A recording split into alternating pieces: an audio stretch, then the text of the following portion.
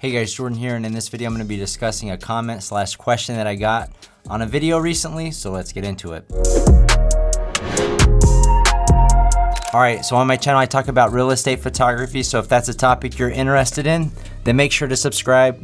Today's video comes from John Mark Reed, and I thought this was a great, before I get into it, just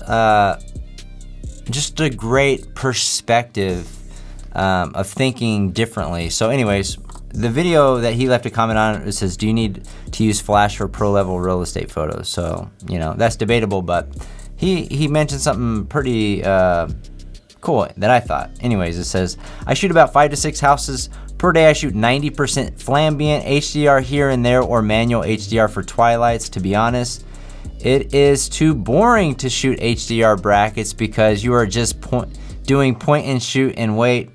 While on flambient, you have to make changes and think about what you are doing. HDR can be great, but there is no thought process, just point, shoot, and wait. I need a challenge and a thought process to fill up my day. I would rather get it right in camera versus hoping HDR will do the job.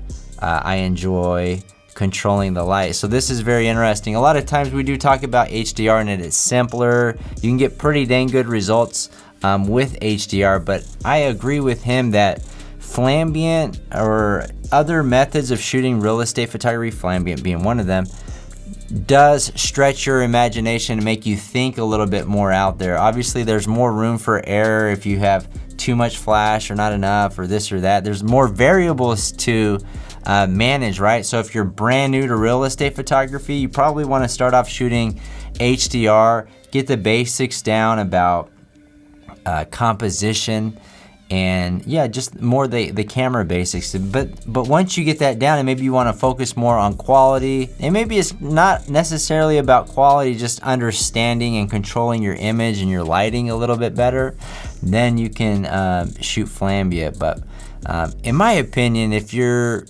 this is just my thought process. So if you're doing 5 to 6 homes a day shooting flambient, you're spending a lot of time on your computer editing, unless you're outsourcing that to somebody else. It's not all about shooting, it's, you know, the editing side as well is a big part of real estate photography. And that many, you know, you're definitely shooting more at a property. It's gonna take longer for sure. Your end result's gonna be likely better than if you did HDR, but you know, like he said, it may not always be about doing it faster, more efficient, you know?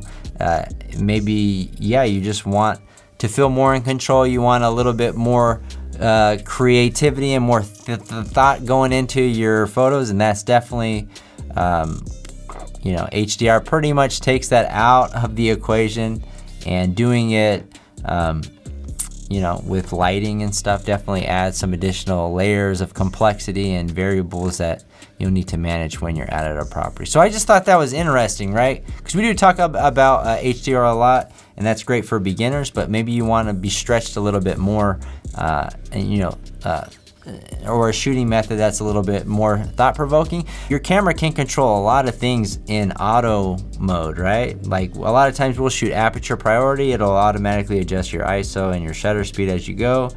But maybe you want to be pushed a little bit further. Maybe you want to understand your camera and how it works and what settings do what. And then you can just, you know, work on maybe shooting manual, you know, even if you're shooting HDR and not using lighting. But I think it's important to challenge yourself out there, otherwise you're gonna get bored, and maybe that's not the worst thing in the world. But if that's something that you're looking for to stretch yourself out there, then shooting different types of methods are definitely you know, one way to do that. So anyways, that's it for this video. If you got value out of it, hit the like button. We'll see you guys on the next one.